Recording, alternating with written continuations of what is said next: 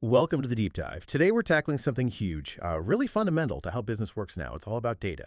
Specifically, how companies are taking this, ocean of raw data they generate and turning it into insights they can actually use. Precise actions. Our mission today, we're diving deep into a market report. It's called Global Marketing Analytics Market, Growth and Trends 2021-2033. We want to get behind the numbers, really understand the story here, how marketing analytics is growing, sure, but also how it's reshaping strategy across the globe. And just to give you a starting point, back in 2021, this market, already worth nearly $3.75 billion. That's just the beginning. Absolutely. And this is something that really impacts you, our listener. Maybe you're a marketer, maybe you're an analyst, maybe you're just, curious about how data actually drives the decisions businesses make today, because that's what marketing analytics does. It gives businesses the power.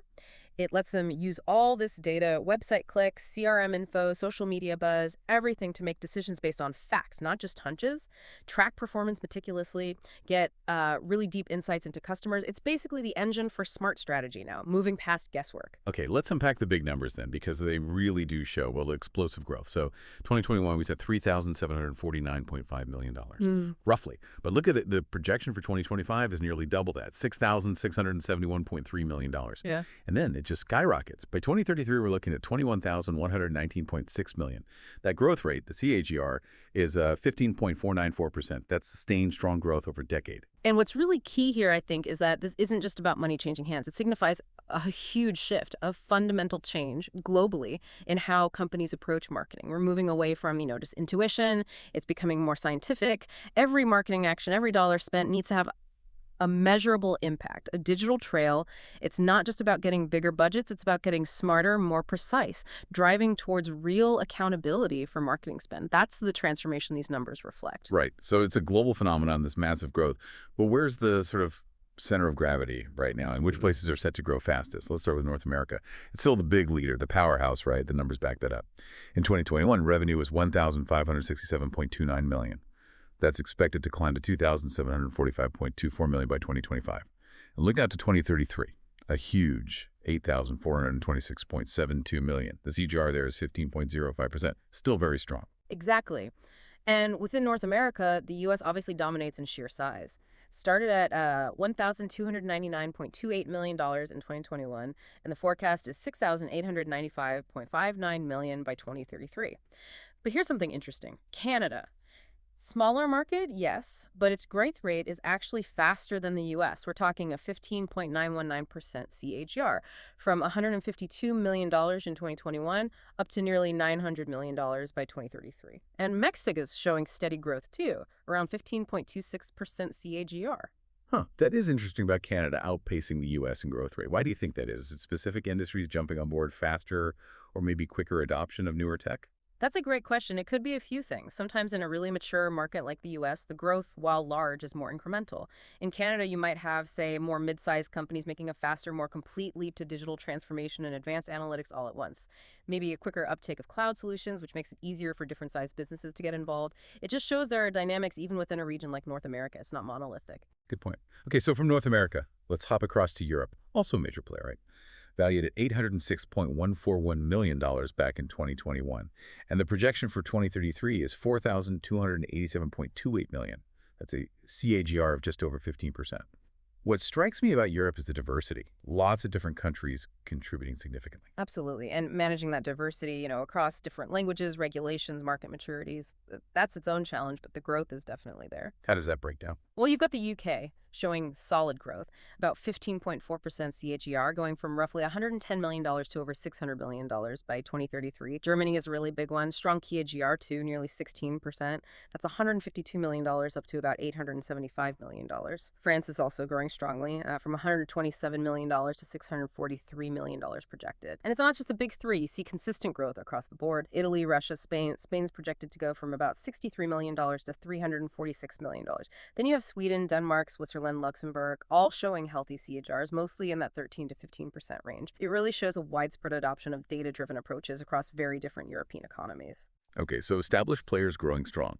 But now let's talk about the region that's really setting the pace. Asia Pacific. This is where the numbers get, well, really eye-popping. It's the fastest growing region, the CAGR, a remarkable 16.515%. It started at $918.6 million in 2021, roughly. But the forecast for 2033, over $5.7 billion. That's a huge leap. What's driving that incredible acceleration? Yeah, Asia Pacific is fascinating. There are several drivers. China, of course, is a massive factor. It's got a CAGR over 16.7%, projected to reach almost $1.9 billion by 2033 from about $292 million. But look at India. Within the region, it actually shows the highest CAGR in this report, 17.466%. That takes it from $126 million up to nearly $870 million by 2033. And beyond those two giants, you've got rapid digital transformation happening everywhere, especially mobile-first economies. E-commerce is blooming, which demands sophisticated analytics. Southeast Asia, for example, really strong growth there. Over 17% CAGR. That's from about $73 million to almost $500 million. And then Japan, South Korea, Australia, Singapore. They're all significant contributors, too. It reflects businesses across the region really embedding analytics deep into how they operate to understand these incredibly diverse digital consumers. Okay, that's a powerful story in APAC.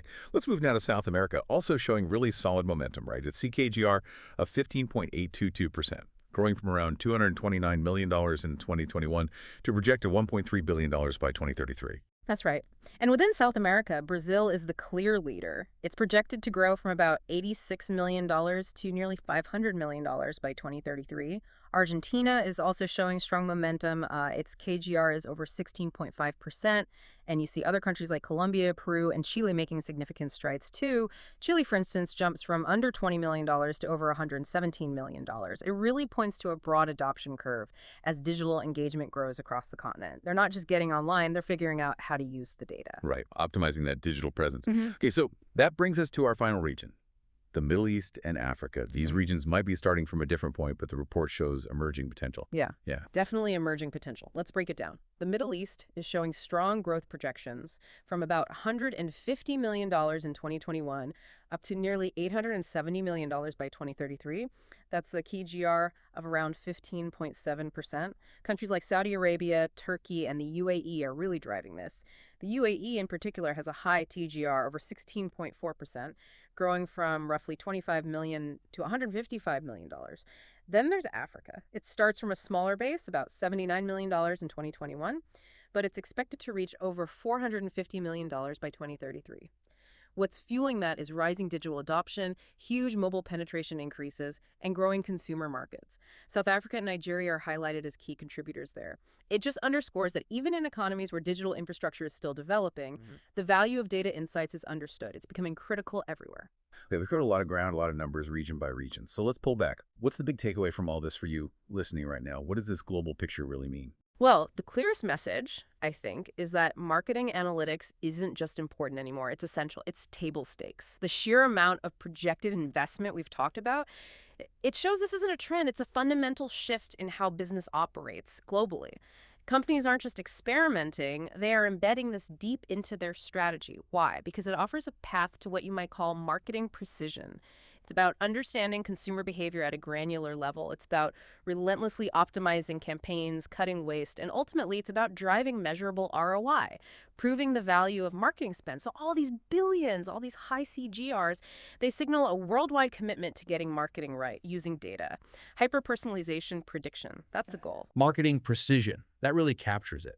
It's clear this data-driven approach is becoming the global standard. So here's something to think about as we wrap up. If everyone is chasing this precision, investing heavily, getting really good at data-driven marketing, what comes next? When being data-driven is just the baseline, how will businesses truly differentiate themselves in the future? Where's the next competitive edge? Something to mull over. That brings us to the end of this deep dive into the global marketing analytics market. Thank you for joining us as we explored the numbers, the trends, and this really profound shift.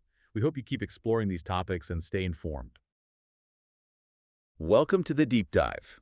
Today, we're taking a plunge, really getting into something that's rapidly reshaping, well, pretty much every corner of digital business, the marketing analytics market. Yeah, it's a big one.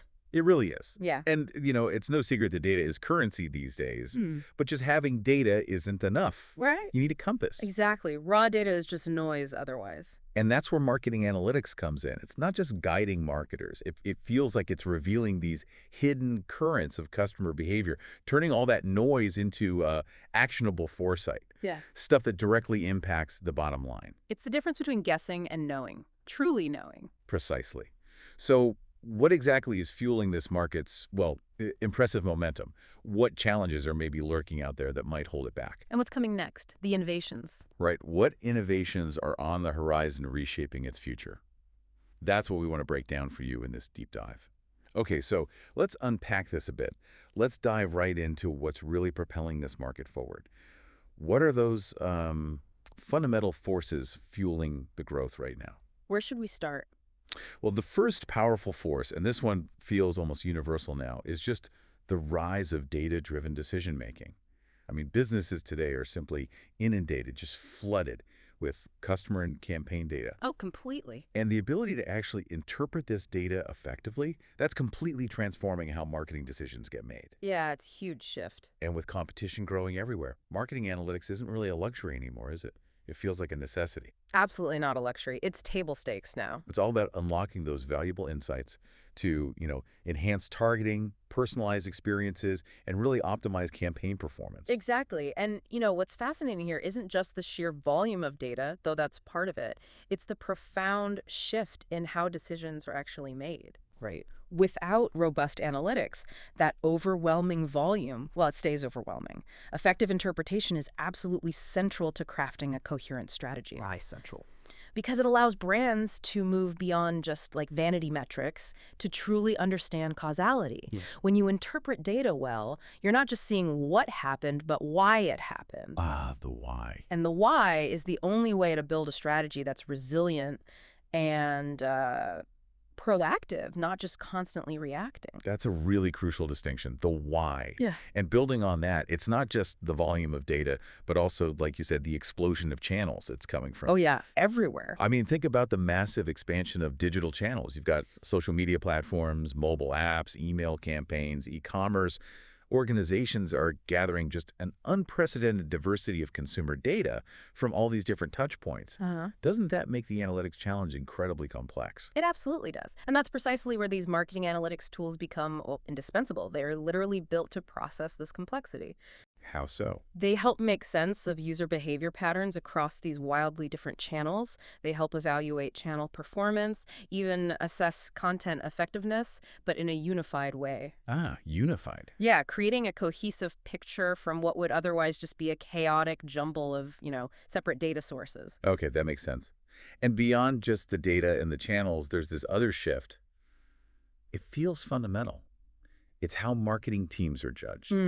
Accountability. Yeah, it's all about proving ROI, Yeah. right? Marketing teams today are under just constant pressure to show tangible results for their efforts, for their spend. Oh, absolutely. The show me the money pressure, as you put it. Exactly. So how are analytics tools specifically addressing that pressure? Well, that's exactly it. Analytics tools are basically the bedrock for tracking those key performance indicators, the KPIs we always talk about. Like engagement conversions?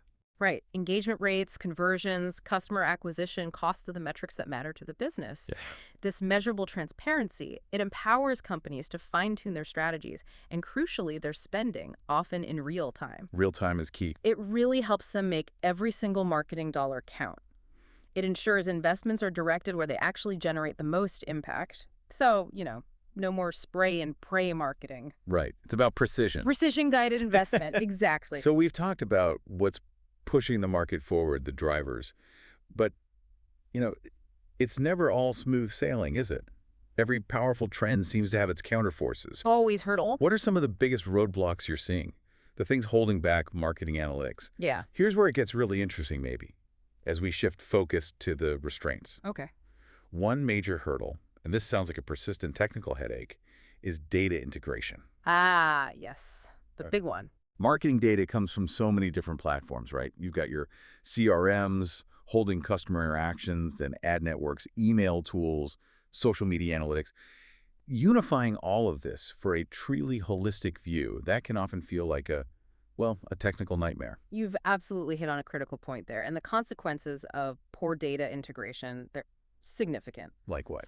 Well, without seamless integration, insights can be delayed or worse, fragmented. That makes it incredibly difficult to get a complete picture of, say, the customer journey or campaign performance. So you're flying partially blind. Pretty much. It really limits strategic decision-making because you're often working with incomplete or, frankly, outdated information, which, is almost as bad as working completely blind. Okay, so integration is a big technical challenge, But beyond the tech side, there's a second pressing issue. This one feels like a classic supply and demand puzzle. The shortage of qualified analytics experts. Oh, it's a huge talent gap. It really is. As the demand for sophisticated analytics just skyrockets, businesses are really struggling to find professionals who can blend that deep data science know-how. Hard skills. Right, the hard skills. But also with that crucial marketing intuition, they need to understand the numbers and what those numbers actually mean for a marketing strategy. It's a rare mix. I can imagine. And this talent gap, it's particularly felt by, smaller firms. It really stalls their ability to scale up these data-driven strategies, effectively and truly leverage the power of the tools they might even have access to. Right, they might have the tool, but not the person. Mm-hmm. And that leads to the third challenge, which often hits those smaller businesses the hardest. Simply cost. Yeah, the investment. It feels like a catch-22 sometimes. You need these powerful tools to compete, but they come with a pretty significant price tag. They certainly do. Advanced analytics platforms, especially ones that incorporate, say, AI features or offer those real-time dashboards we mentioned, they can be very expensive. And it's not just the sticker price, is it? No, exactly. For small businesses, the initial investment, plus you've got the ongoing costs for training staff, for maintaining the systems, it can just be a huge hurdle to justify financially. Which raises a really important question, doesn't it? It does. It raises an important question about sort of equitable access to these powerful tools. Are we creating a divide where only larger enterprises can fully benefit from this new era of marketing? That's a fascinating point to consider, a potential divide. But okay, let's shift our conversation again. Let's look ahead. What's next? Let's focus on the exciting, emerging trends shaping this space. The future view. Yeah. So what does this all mean looking forward? If we look ahead, what's on the horizon for the marketing analytics market? One of the most talked about trends, the one that feels a bit like a crystal ball, is the rise of artificial intelligence, AI, and predictive analytics. Absolutely. This is probably the biggest game changer right now. We're seeing AI models, things like reinforcement learning or even, advanced neural networks, being woven directly into analytics tools. How's that changing things practically? Well, it's not just about automating segmentation anymore, though it does that. It's about predicting next best actions with, frankly, incredible accuracy. It enables this hyper-personalization that was just impossible before without massive manual effort. Wow. This capability is genuinely transformative. It's enabling marketers to make smarter, faster, and much more forward-looking decisions, really anticipating customer needs rather than just reacting to past behavior. That kind of foresight, yeah, that must be a huge advantage. And kind of related to speeding things up, we're also seeing this significant shift toward real-time self-service dashboards. Big trend. This sounds like it puts more power directly into marketers' hands, yeah. It absolutely does. These tools are empowering marketing teams to access and act on data instantly, right now. It eliminates that traditional bottleneck, waiting on IT departments to pull reports or run analyses. It's like the middleman. Exactly. And this democratization of data, as people call it, it's not only speeding up decision-making across the board, but it's also creating more agile marketing organizations, teams that can adapt to market changes almost immediately. Because they see it happening. They're no longer waiting to find out what happened last week. They're seeing what's happening right now. Okay. And finally, there's this growing emphasis on something really important, something that helps piece the whole story together. Cross-channel attribution and customer journey mapping. Ah, the holy grail for many. Right. It sounds like marketers are really trying to solve that mystery of where every conversion truly originates, what really worked. Precisely. Marketers increasingly need that truly 360-degree view of the buyer's path, tracing it all the way from that first point of awareness right through to the final conversion and even beyond. And the tools are getting better at that. Yeah, new attribution models are becoming incredibly sophisticated. They're starting to reveal precisely which touch points or combination of touch points truly drive results. This helps brands optimize each stage of that customer journey and enhance personalization like never before. So what's fascinating here is how this provides that complete picture. It ensures strategic investment goes to the right places across the entire customer experience, not just the last click. Okay, so bringing this all together, wrapping up our deep dive today, it seems really clear that as marketing just becomes increasingly digital, more dynamic, and definitely more data-rich. Which it is every day. The importance of marketing analytics is only going to intensify. The sources we've looked at, they really conclude that for companies aiming to sharpen their competitive edge, staying ahead in this space is, well, it's not just an option, it's basically a mandate now. It really feels that way. And maybe here's a final provocative thought for you, our listeners, to consider. Given this accelerating pace of innovation we've just talked about in marketing analytics, how might adopting these tools, or maybe falling behind, how might that fundamentally redefine a company's ability to truly connect with its customers and compete effectively in, say, the next 5 years? Something to think about. Definitely something to think about. Yeah. Thank you for joining us on this deep dive. We hope you feel a little more well-informed and equipped with some new insights.